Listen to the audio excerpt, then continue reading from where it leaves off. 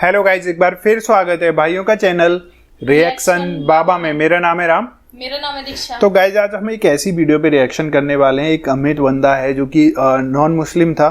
उन्होंने इस्लाम धर्म को कबूल कर लिया, यानी कि अपना लिया। उसके बाद उनकी लाइफ में इतने सारे चेंजेस आए। क्या चेंजेस आए ये वीडियो को देख लेते हैं। होपफुली आपको वीडियो अच्छी लगे, समझ आए तो अपने विचार आप लोग कमेंट करना ना भूलें। और वीडियो पसंद आए तो प्लीज इस वीडियो को लाइक करें। और आप चाहते हैं आपको ऐसे रिएक्शन वीडियोज भी मिलते रहें तो प्लीज चैनल को सब्सक्राइब करें। गाइज आज के रिएक्शन में स्टार्ट कर लेते हैं बिना किसी देरी के। Let's play. अस्सलामु अलैकुम रहमतुल्लाहि व बरकातुहू। मेरा नाम पहले अमित था और अब मेरा नाम अब्दुल्ला है। अच्छा, इस्लाम से पहले की ज़िंदगी के बारे में हम बुतों की पूजा और जो है देवी देवताओं की पूजा बहुत ज़्यादा किया करते थे।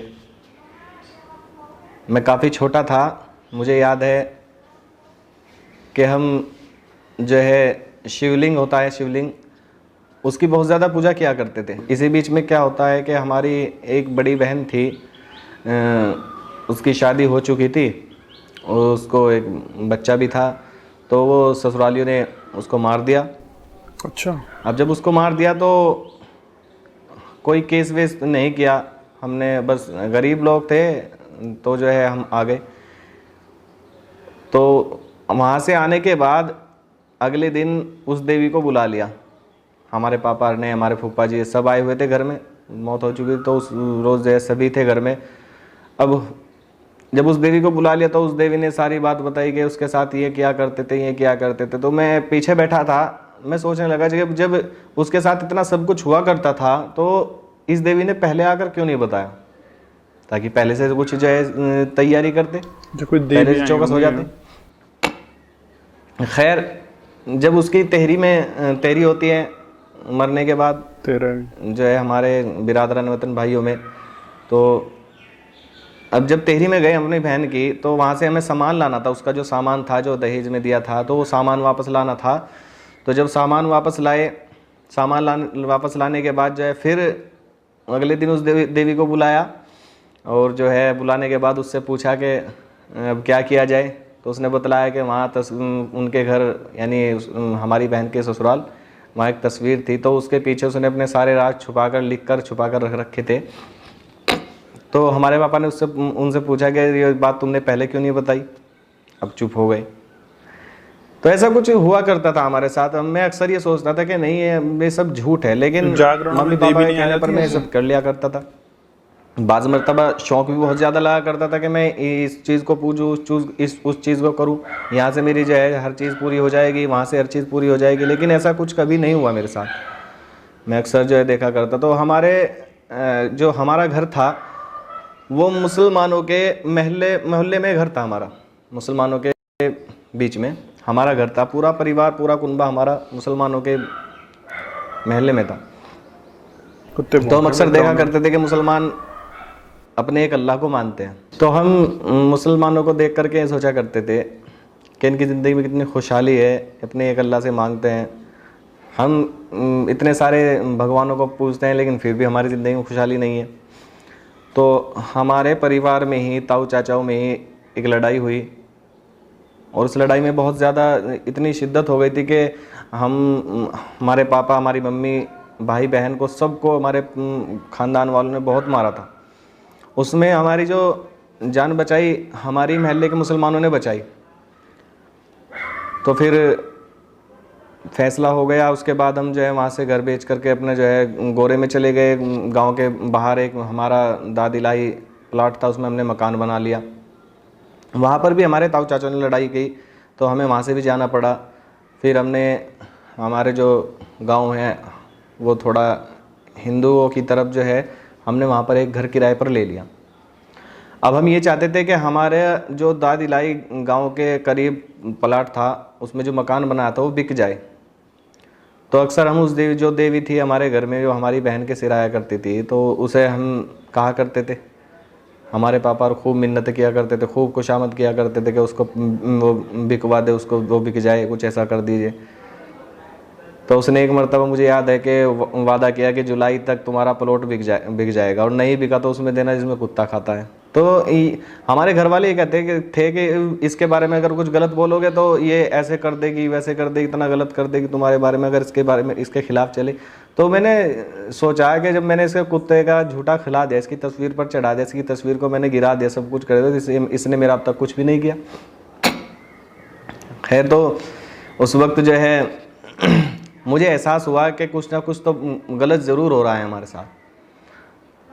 हमें कुछ ना कुछ तो जो है ऐसा महसूस दे रहा था कि हमारे साथ कुछ ना कुछ गलत ज़रूर हो रहा है, जिसकी बिना पर ये सब निज़ाम चल रहा है। दिवाली आती थी, हमारे घर में हमारी बहन और हमारे भाई, हमारे पापा इतना बड़ा जो है तस्वीरों का दरबार सा लगा दिया करते थे, उसको पूजा करते थे। मैं पीछे बैठकर ये सोचा करता था कि जब ये खाते नहीं, इतना सारा प्रसाद, खील, पताशे, इमरती, रसगुल्ले वगैरह सब मिठाई आया करती थी, उनको चढ़ाया करते थे, तो वे खाते नहीं थे।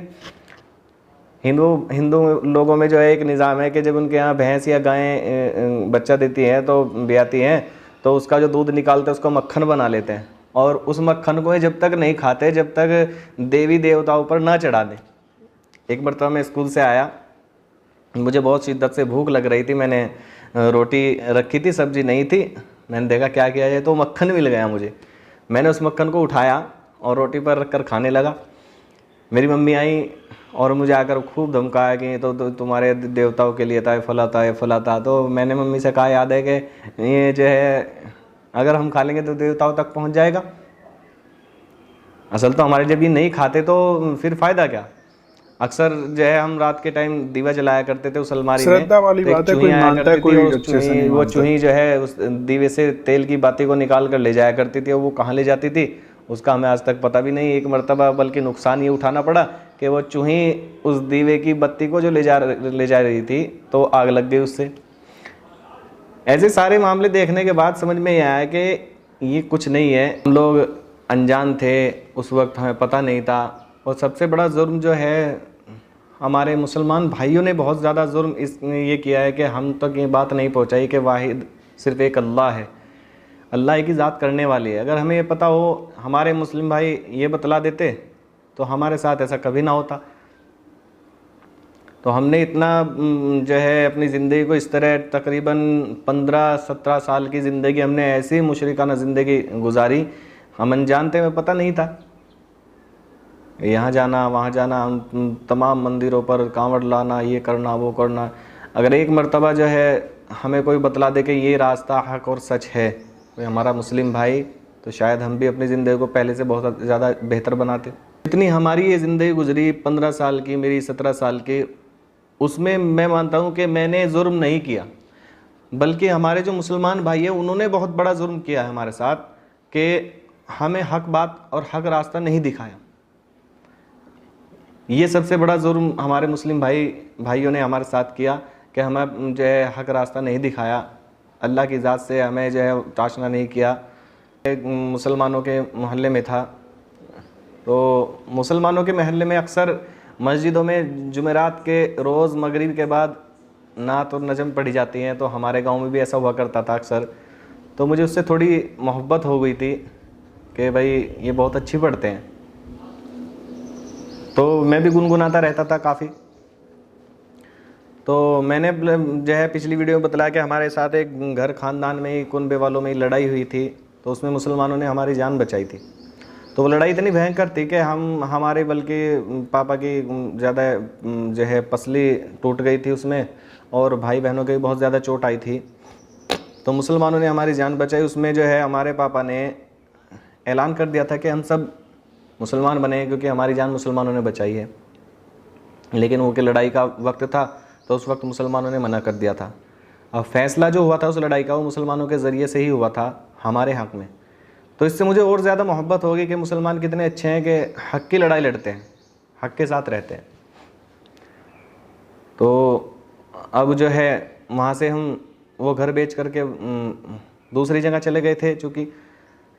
तो उस वक्त जब दूसरी जगह चले गए तो हम स्टूडेंट थे चूँकि, तो पढ़ाई कर रहे थे। तो RSS वालों की हमसे मुलाकात हो गई, उन्होंने हमारी तश्कील कर ली अपने प्रोग्राम में जाने के लिए, जो कि हमारे प्रोग्राम में चलो, एक बहुत अच्छा प्रोग्राम है, हमारे साथी थे, हम चले गए। अपने कॉलेज में ही हमारा वो प्रोग्राम था, 3 दिन का प्रोग्राम था उनका, RSS वालों का। तो हमने वो अटेंड किया। तो उसमें खाने वगैरह का भी निज़ाम था। तो पहले दिन तो उन्होंने जो है बहुत अच्छी अच्छी बातें बतलाई उसमें, जो है गुनाह के छोड़ने पर, जितने जो है गाने गाना, शराब, जिना, ये वो सारों की बुराई करके उन्होंने कहा कि इन्हें छोड़ना चाहिए, सब गलत हैं। वेदों का पाठ पढ़ाया, वेदों के मंत्र जो थे उनको बतलाए कि इसमें सब जो है गलत कहा गया है, इन सब गुनाहों को। फिर दूसरे दिन जो उन्होंने सबक पढ़ाया, जो बात की, वो अपनी मुस्तकबिल के बारे में उन्होंने बतलाया कि हमें मुस्तकबिल कैसे गुजारना चाहिए, किस तरह वेदों ने, पुराणों ने हुक्म दिया है कि किस तरह अपनी ज़िंदगी गुजारना चाहिए।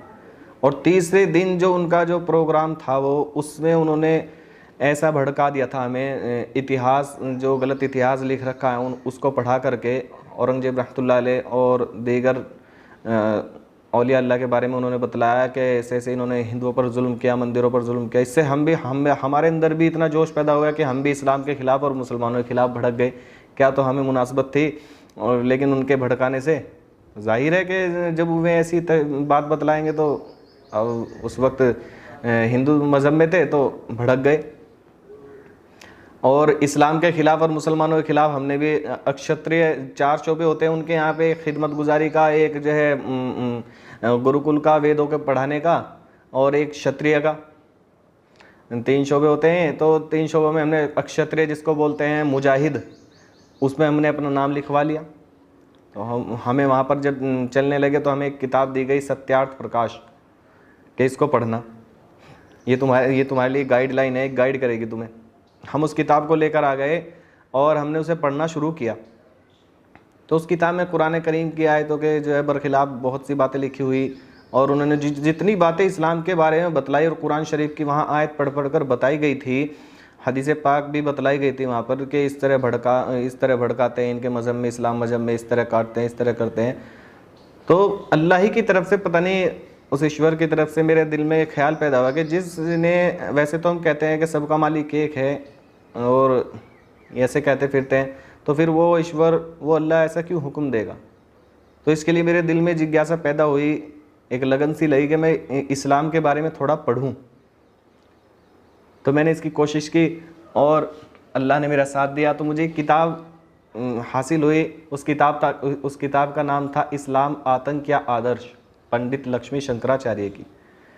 उस किताब को मैंने पढ़ा तो वो जो 26 आयतें जो जिहाद के बारे में, किताल के बारे में जो है आई हैं, और हदीस मुबारक भी, उसके बारे में पंडित लक्ष्मी शंकराचार्य जी ने उसमें वजाहत के साथ सारी बातें बतलाई। जब उस किताब को मैंने पढ़ा तो मेरा दिमाग खुल गया, मेरा दिल खुल गया कि वाकई ये तो एक बहुत बड़े धोखे में जाने वाले थे हम।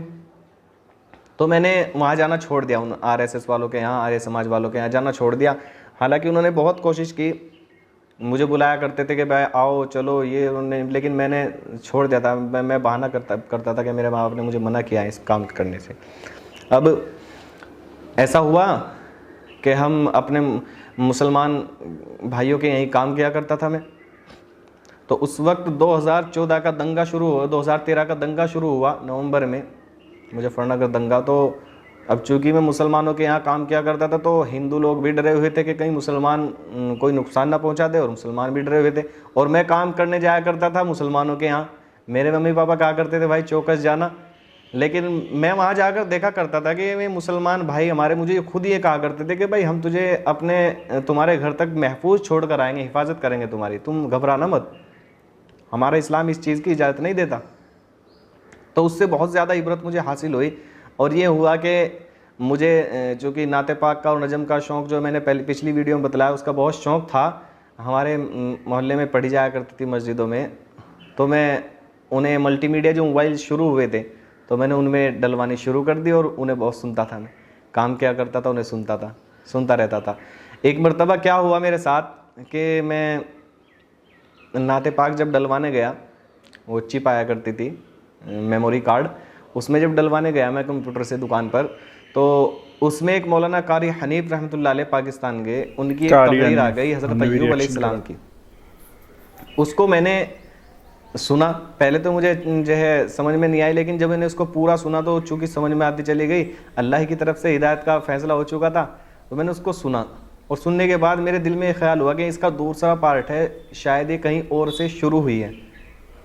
तो मैं उसका पहला पार्ट लेने के लिए गया तो अल्लाह की तरफ से कुछ ऐसा हुक्म हुआ कि उसे लेने गया तो 5-10 तकरीरें और आ गई, मैंने उनको भी सुना, और आ गई तो उनको भी सुना। इससे दिल की कैफियत ऐसी बदल गई मेरी कि मैं ये सोचा करता था कि अब तक की ज़िंदगी जो मैंने गुजारी है, हकीकत में ये ज़िंदगी बहुत ही बेकारी ज़िंदगी थी मेरी। भाई बहुत इंटरेस्टिंग स्टोरी थी भाई की, अमित भाई की, जो कि इन्होंने कितना सब कुछ झेला अपने बचपन में, एक हिंदू से मुस्लिम में कन्वर्ट होना, कैसे मुस्लिम धर्म की चीज़ें पढ़ी उन्होंने।